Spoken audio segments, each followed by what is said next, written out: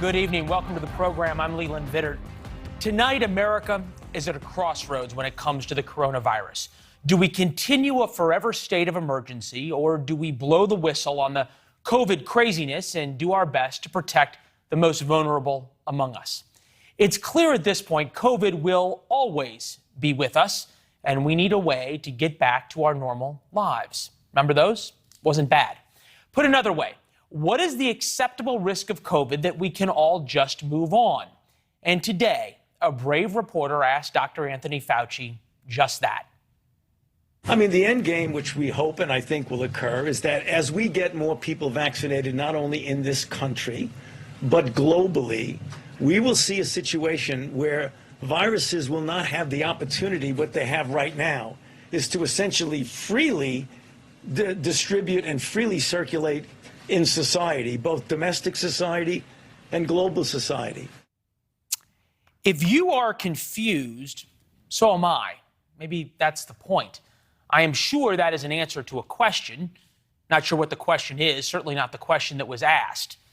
Again, what metrics will Dr. Fauci see and finally move on?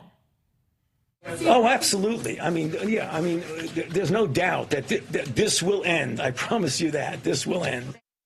Well, that is indeed good news, but how? When? Why? Please, sir, articulate what must happen before we can all go back to our normal lives. We are supposed to follow the science. Science involves data. What must the data show for us to move on? Because COVID will always be here. We know that. Cases will never be zero. We know that. It will always mutate. Speaking of which, first, the bad news. A case of the Omicron COVID variant that everybody is so worried about is now here in the United States. Now for the really good news. The person in question only has mild, again, very mild symptoms and is getting better. As of now, there is not a single report of a vaccinated person being hospitalized or dying from Omicron. In fact, many of the Omicron cases we know about are the result of testing people who aren't sick, like vaccinated travelers tested before international flights who are otherwise healthy. Here's Dr. Scott Gottlieb, former FDA commissioner and board member at Pfizer, explaining some of the reasons we shouldn't be worried. The people I talk to, and you noted at the top, I'm on the board of Pfizer, feel reasonably confident. I mean, there's no guarantee of anything, but feel reasonably confident that this vaccine is going to provide a meaningful amount of efficacy against this variant. With this new information, our leaders are not celebrating. They are using it as an excuse to consider new restrictions, including this, and this is a big one, possibly changing the term fully vaccinated not to be 2 shots of Moderna or Pfizer and 1 shot of Johnson & Johnson, but fully vaccinated might now include a booster shot. And there are new travel requirements because people are carrying a virus that at present, the Omicron variant, is at present something akin to the common cold. With Omicron, the administration has enacted sweeping new travel restrictions. The Biden administration is reportedly extending the mask mandate through March. International passengers must submit negative COVID tests 24 hours before departure. It's not formally announced, but it's coming. There's been a travel ban from 8 African countries, although there's a lot of medical experts who say travel bans not only don't work, but cause all sorts of problems. And the CDC reportedly has demanded passenger data from airlines so they can test even more people. Over the course of the past 20 months, the goalposts have changed radically. And goalposts are important because that's how we decide to end things. It's also how we decide the sacred bond between government and the people to make sacrifices as a country based on the promises. There have been a lot of promises, a lot of goalposts. 2 weeks to flatten the curve, but don't wear masks. Then wear masks. Then 4 weeks of lockdown so hospitals don't fill up. To vaccines. To the summer of freedom. Back to wearing masks with the vaccine. To the vaccine plus booster shots, but still wear a mask. Those were all goalposts that once we got past, we could get back to normal. And every time, the goalposts moved. Let's talk about a different way of looking at COVID. Forget that for a second, the goalposts. Let's talk about what really matters. Will you or a loved one die from this disease? And that's why we've done all of this so far. Let's try to answer that question. Imagine the big house, the University of Michigan football stadium this weekend for the Ohio State game, filled with a little bit more than 100,000 people. We're going to use the peak of death rates from the last COVID wave. If those 100,000 people are unvaccinated during the very peak of the August wave, 13 would die from COVID. If those 100,000 people are vaccinated, some admittedly already on death's door with cancer, AIDS, heart disease, a lot just plain old, of all 100,000, less than 2 die. That's right, less than 2. So we put this in comparison. In 2019, the last year of meaningful flu data, the CDC reports 5,902 Americans died of influenza for a death rate of 1.8 per 100,000 population. 1.8 versus a little less than 2. We don't change the way society functions because of the flu. Why are we still changing the way society functions? Because of COVID. Hold on to that thought for just a minute. And now let's consider the administration's new goalpost. More vaccines, more boosters, just a little bit more. Here's Jen Psaki today. What's very important for people to understand, and all of you are communicating to the public about what steps they can take to go back to normal or go back to normal life, something everybody wants to do. We're all sick and tired of this virus, but we need the American people to do more who are not vaccinated to help us continue to fight the virus. Just keep doing more. Yeah, we all do want to get back to normal life, Jen. But after 2 weeks to flatten the curve, don't wear masks, to wear masks, to 4 weeks of lockdown so hospitals don't fill up, to vaccines, to the summer of freedom, back to wearing masks with the vaccine, to the vaccine plus booster, but still wear a mask, we are perhaps just a little fatigued, dare I say skeptical, of just one more goalpost. A little bit like Lucy in the football. We, the public here, are Charlie Brown, and Lucy keeps moving the ball. We keep doing what Dr. Fauci asks. Yeah, we did that. And he, Dr. Fauci, keeps moving the goalposts. This isn't me saying that.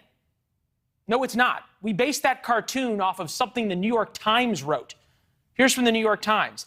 In a telephone interview the next day, Dr. Fauci acknowledged that he had slowly but deliberately been moving the goalposts.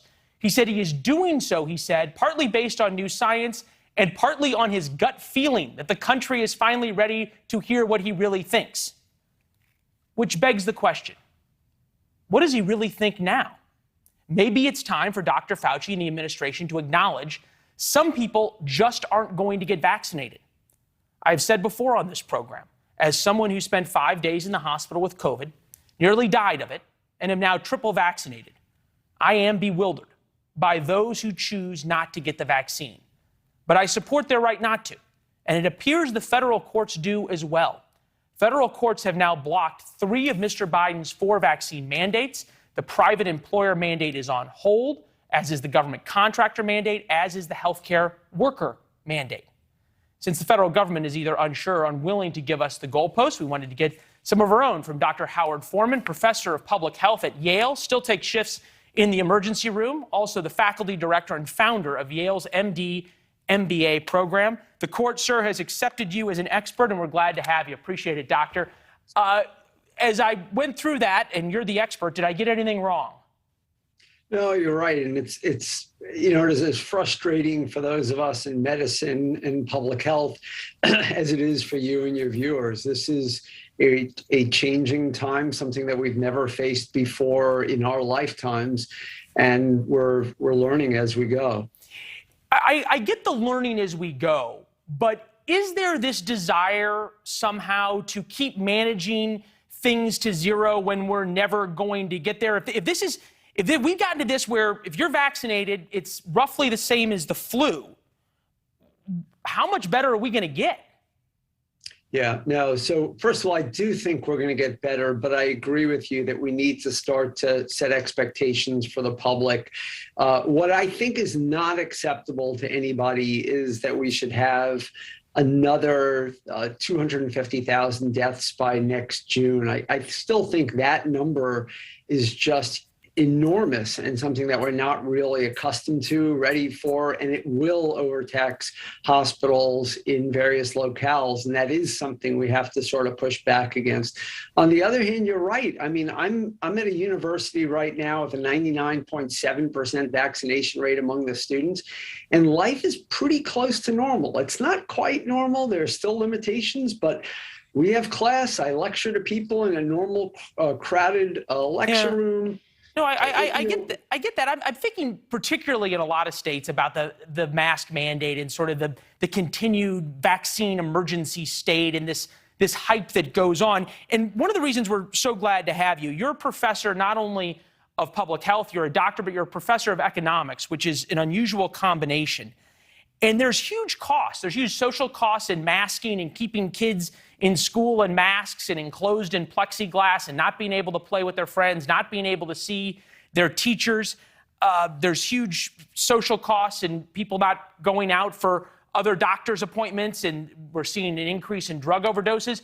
Do we need to start dealing with the economics of not getting back to fully normal?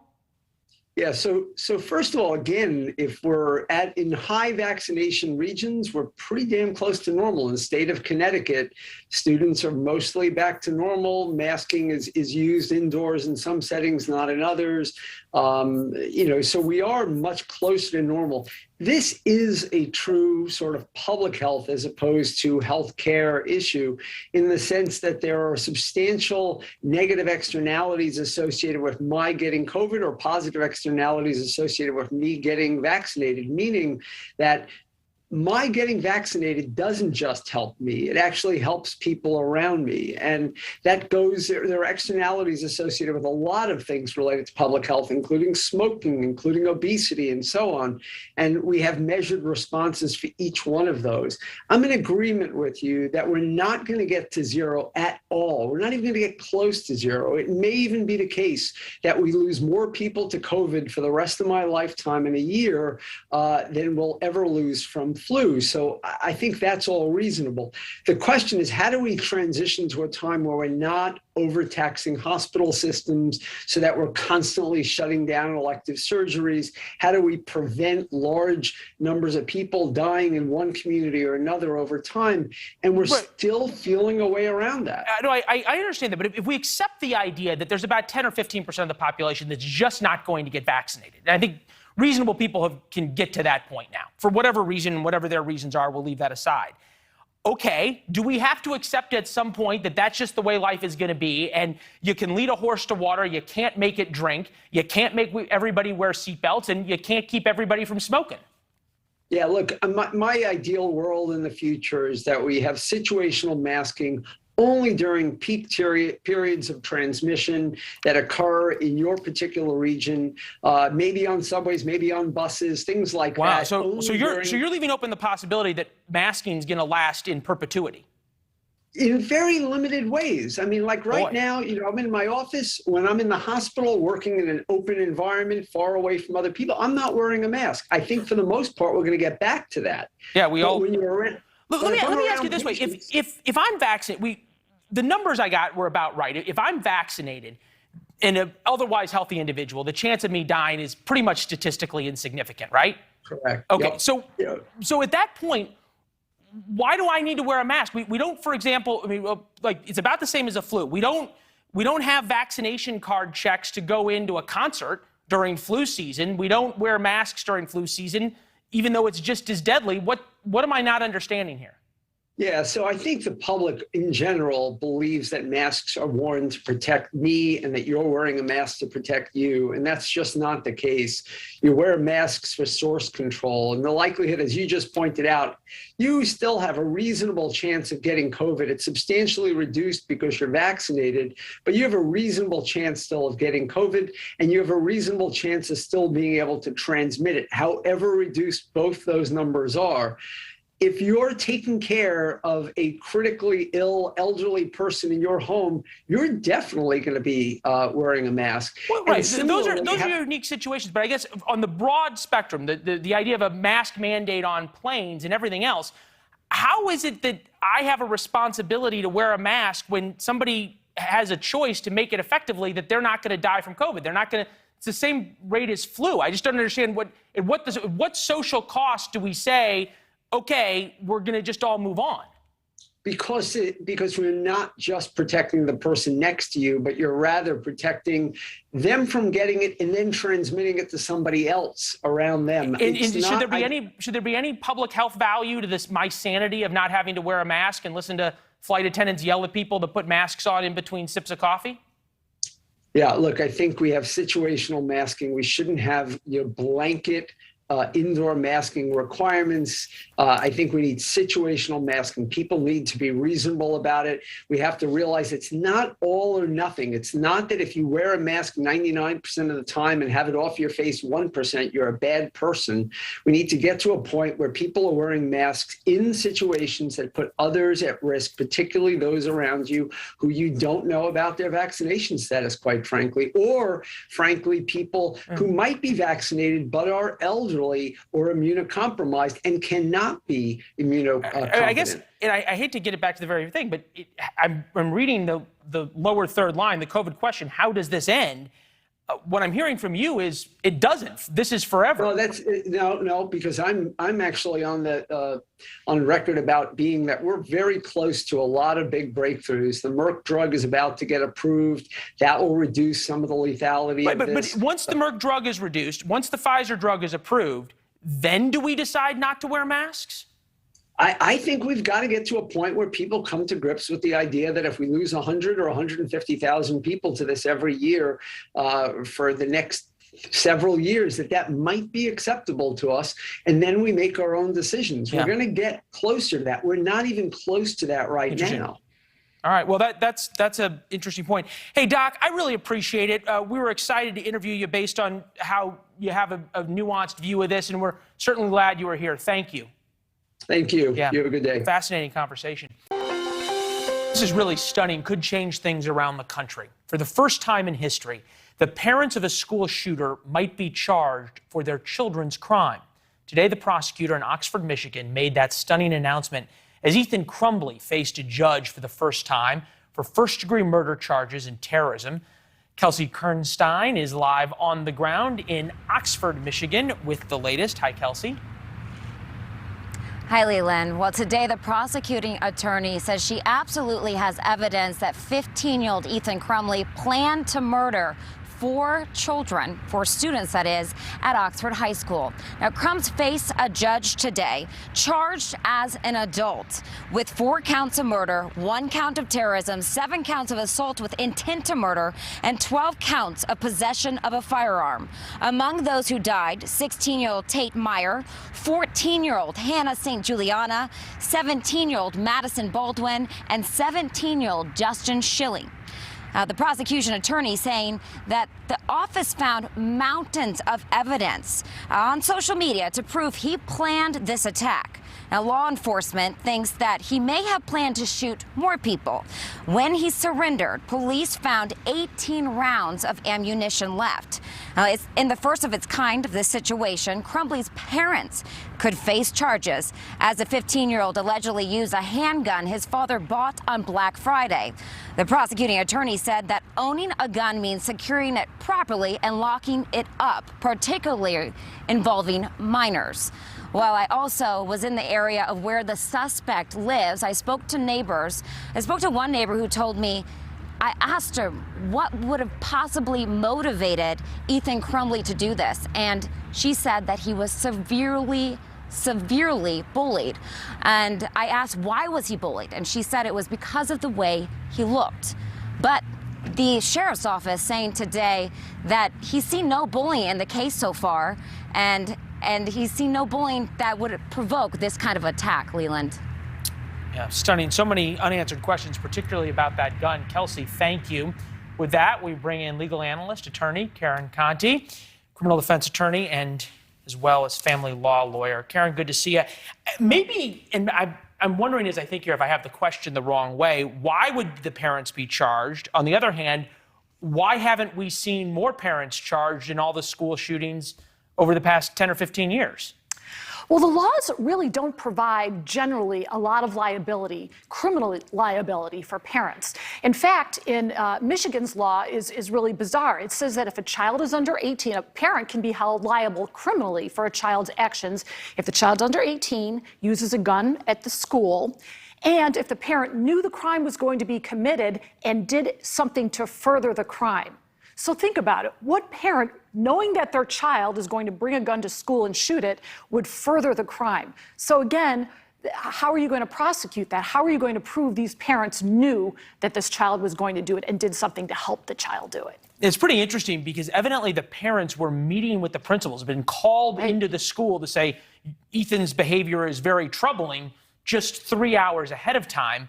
Is there some overarching responsibility, as the prosecutor talked about, that at that point, AG, we probably should realize that the handgun we just bought needs to be locked up?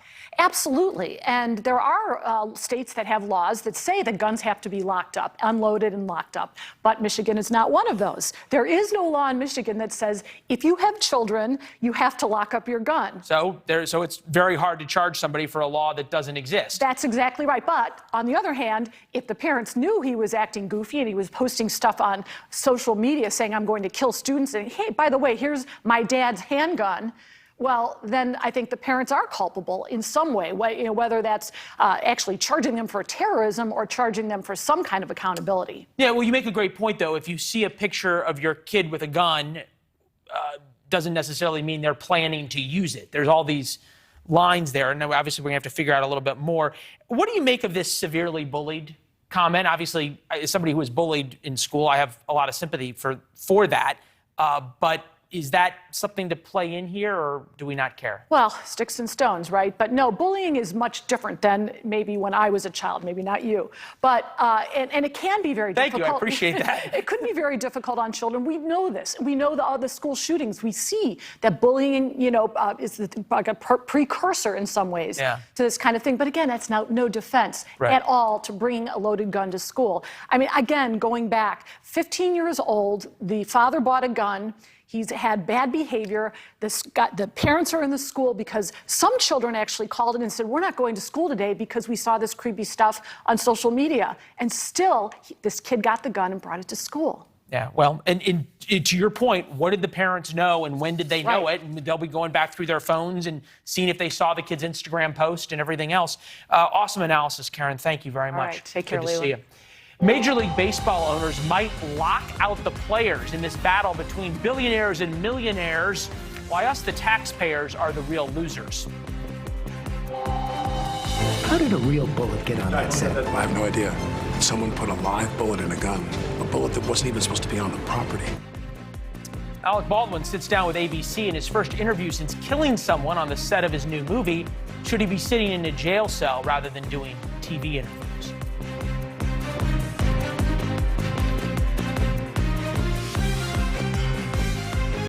Legal questions to deal with here, like should Alec Baldwin be in jail, but also some public relations issues. For that part of the question, we bring in crisis PR guru Evan Nierman. Evan, good to see you.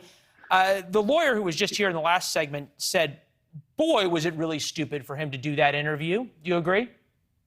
I do. I think it was a big risk. And if he'd played it right, he could have made the case that he got his story out. He felt vindicated in some way. But I think Alec Baldwin, clearly he's made some colossal mistakes. Certainly shooting someone to death accidentally on a movie set comes to mind. But then I think sitting down for this interview and saying the things that he said proved to also be a huge error in judgment.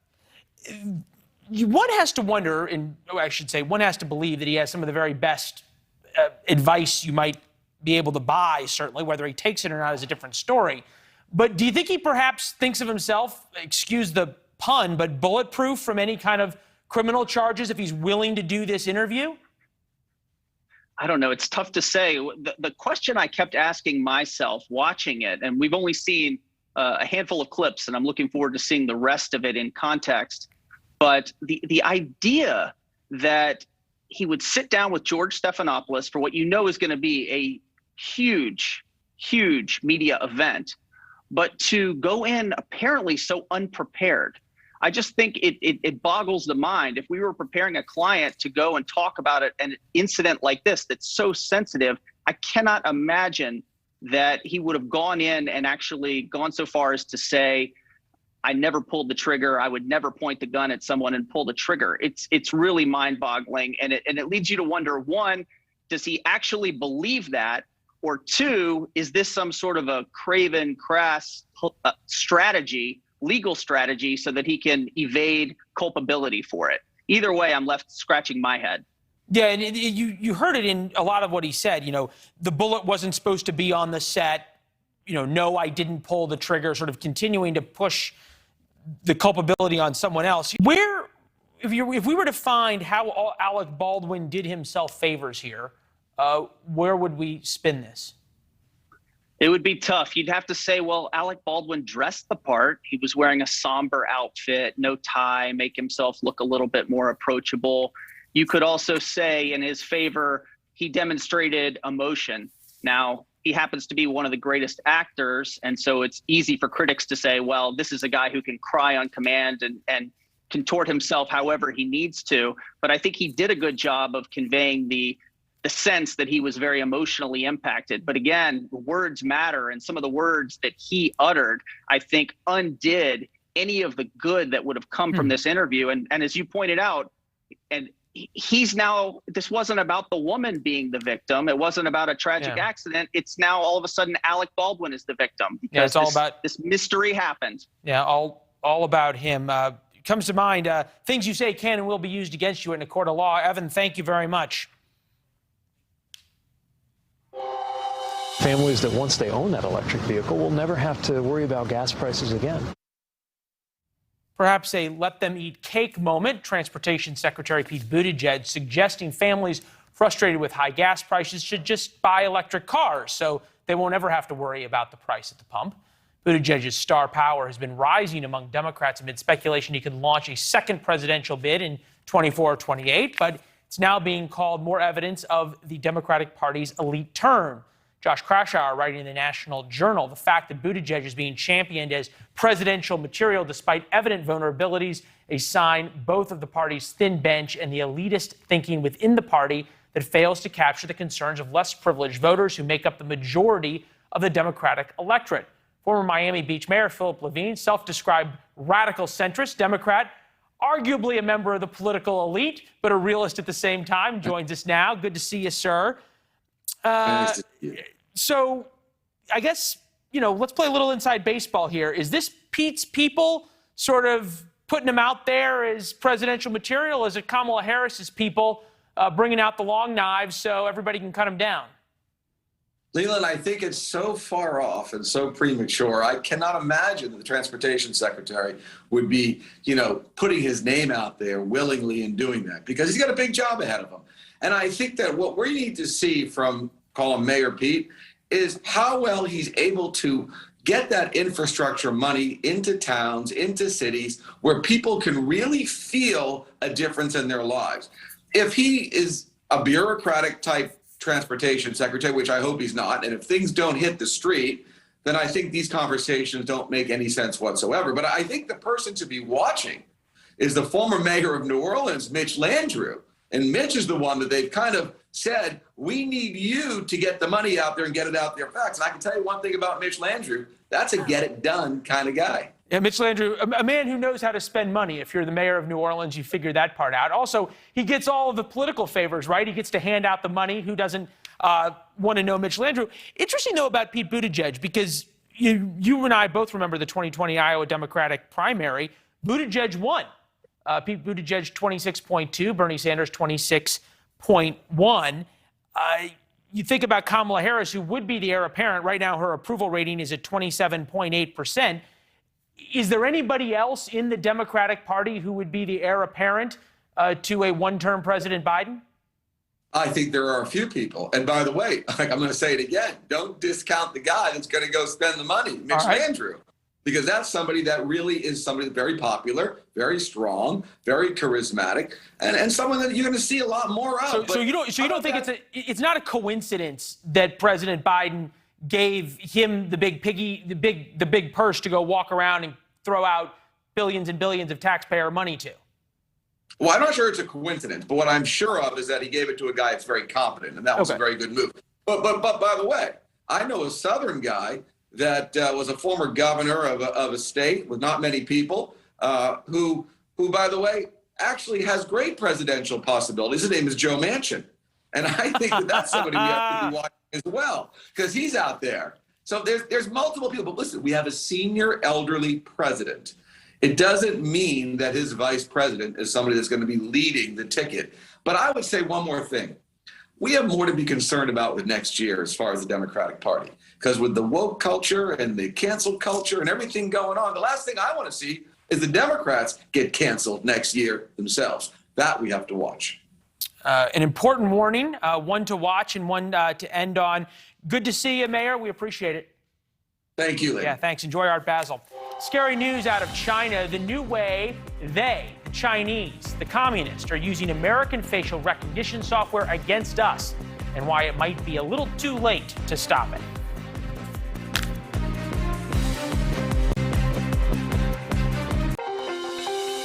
America appears to be waking up to the China threat, although in a way it might be too late.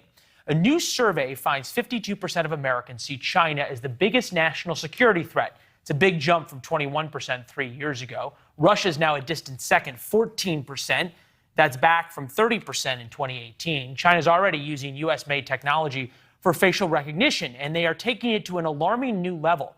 The BBC reports a China province is now building a surveillance system linked to thousands of cameras. You can see the animation there. It's going to use face scanning technology to detect journalists and other so-called people of concern using a traffic light system for their faces, green, amber, and red. We can just imagine what's going to happen to all the red people. Liberty Vittert, professor at Washington University of St. Louis, features editor of the Harvard Data Science Review, joins us now. Also my favorite sister. There wasn't much competition, but there you go. You're almost sister. Here's the question. Is it too late for the U.S. to regain the upper hand and regain control of the technology the Chinese either have stolen or bought? I hate to be the bearer of bad news, but it is too little, too late. I think it's not a question of how much of our data, how much of our technology that they have, it's what they're going to do with it. We've seen it with the Uyghurs already. There's a genocide going on, and now we're really starting to wake up when it's starting to affect people like journalists, other people that aren't just a minority inside of China.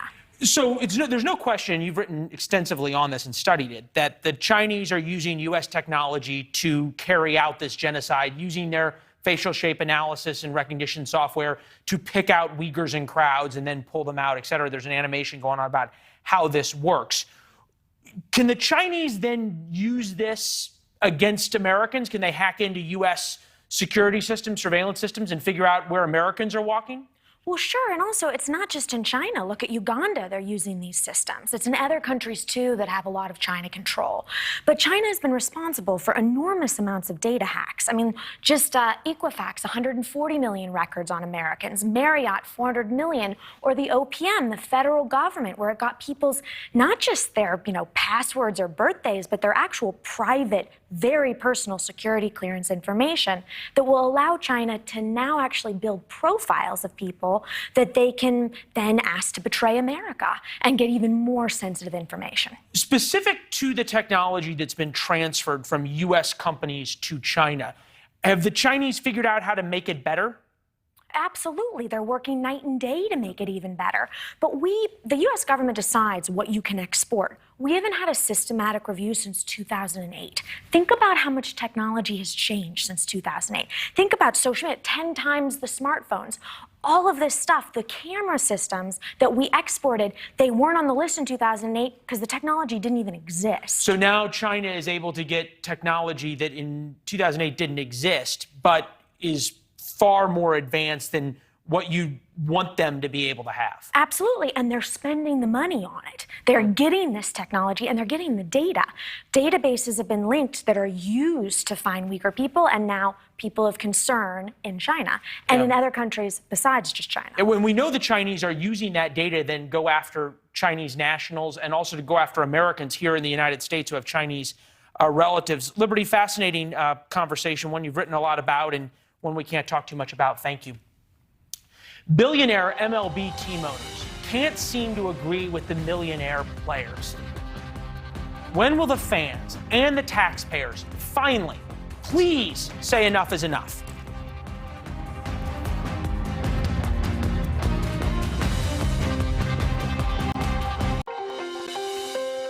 It's a bargaining battle that is pitting billionaires versus millionaires. Frankly, both of them are acting like entitled babies. That sentence could possibly apply to a number of situations here in America, but we are talking about the Major League Baseball owners possibly locking out the players. That's expected to happen at midnight tonight, from a lockout that could perhaps lead to canceled games. If it happens, it would be the first lockout in more than 20 years. And opening day is until April, so you, along with us, are right to ask who cares, but here we go. Both sides are whining about a bunch of issues, but it really all comes down to money, and it's us, the fans, and the taxpayers, even if you're not a fan, who pay the price. Consider this. Teams have now spent $1.4 billion during the free agency period this year. One player made $325 million alone. Say it again, $325 million contract to play a kids' game. Times like this, we bring in George Kurtz of Sports Grid, joins us now. George, we appreciate it. Thank you. Real quick, why on earth are these people arguing with each other, and why should we care? Well, you said it there. What was the first thing you criticized here? That Corey Seager signed for $325 million. We always know how much the players are making. Every player we know, $325 million with 10 years, is making $32.5 million to play a kids game. Essentially, that's what it is. But we never find out how much the owners are making, which is in the billions, right? It's the best job the owners have ever done, right? What is that old saying about the devil? The best job he ever did was convincing people he didn't exist. Well, the best job the owners have done is that they never have to divulge how much money they're making, but the players do. So we criticize them. And I love the same thing. Like, oh, how can this guy get paid that much money to play a kid's game? But, you know, I'd rather the player make the money. I go to watch the player. I don't go to watch the owner's own. But as you said, what this comes down to, and I couldn't agree more, is billionaires fighting with millionaires, and the fans, we're caught in between. Yeah, I'm wondering if there is any acknowledgement of the hubris by the owners. These are billionaires, as you point out. They get tax breaks. All of us subsidize their stadiums. They've got a antitrust exemption from the federal government. It couldn't get any better for them. And I almost wonder if at some point they might acknowledge it, say to each other, you know, all this bad press probably isn't good for us. They don't care. You know who cares about the bad press? That's why they hire the commissioner. Everybody thinks the commissioner has any kind of power. The commissioner has no power. Rob Manfred, commissioner of baseball, has one job and one job only: to take the hits for the owner. All right, because we yell at Manfred. Everybody yells at Manfred. Oh, why you say this? Why is this happening? Manfred has no power. It's the owners telling him, your job, whatever the millions he's making, 40, 50 million a year, your job is to take all the public hits instead of us, instead of Hal Steinbrenner, instead of this guy, instead of that guy. That's his job. $40 or $50 million a year, you'll take a lot of hits, especially when you get to go play Augusta later in the year. You think about, though, the one place the owners really need public help, I shouldn't say need, but it certainly helps them a lot, is when it comes to the stadiums. This is the cost of the new Atlanta Braves stadium, cost to taxpayers $400 million. What is it going to take for the politicians to finally stop paying for all this? Well, the problem is this. Let's say, you don't want to pay for it. The city doesn't want to pay for it. There'll be another city that does, and they use that as leverage. Yeah, no, I love that argument, but it works the first time. The first city that says, I'm not going to pay for it, the team leaves. The second city that says, I'm not going to pay for it, the owners have a problem, don't they? You would think. But there are two teams right now that almost have to move: the Oakland Athletics and the Tampa Bay Rays. The Athletics are in bargaining now. And what's the city out there that everybody wants to go to now? The hot city? Vegas. Literally hot and figuratively. And Vegas wants a baseball team. And Oakland's going to use that kind of leverage to try and get Oakland to build a new city, a new stadium. Whether they do or not remains to be seen. Tampa Bay's the same thing. What are they using? Montreal, Canada, because Canada wants a baseball team. They already had one. They wanted their team back there. And we all know the stadium situation in Tampa and Oakland are bad. They're legitimately bad. They do need new stadiums, and they'll use that leverage. And right now it works, but you're right. There'll come a time where there's no more cities to go to. Yeah, there's pay $1 billion. Somebody will get caught holding the bag. You think about the biggest 2022 deals. Robbie Ray, 5 years, $115 million max. 3 years, 130 million, of all the things that they're arguing over, the designated hitter and payment for the second and third tier guys and on, it'd be funny if they actually tried to demand that they got to know how much the owners made, wouldn't it? Oh, that's why whenever you see any kind of lawsuit that happens in any pro sport, by the way, MLB, NFL, NHL, NBA, as soon as it gets down to, well, we want to open your books, all of a sudden those lawsuits get settled because they don't want that. Yeah, well, the only team where you can see the books, Green Bay Packers, because they're publicly owned. Yeah, it's it's funny you say that about the books. That's exactly what happened when St. Louis sued the NFL, walked away with $750 million. We're going to do that story coming up in the next couple of days. Hey, George, this was an awesome conversation. What a gift to talk to somebody who's both passionate, informed, and can do it all with a sense of humor. It was great chatting. Oh, anytime. Always my pleasure. Yeah, thank you so much. Tomorrow, we're tackling the Jussie Smollett case. A lot of new testimony in that. My friend Dan Abrams is next. We'll see you tomorrow. Thanks for watching. Click the red subscribe button below so you can get more of NewsNation's fact-driven, unbiased coverage.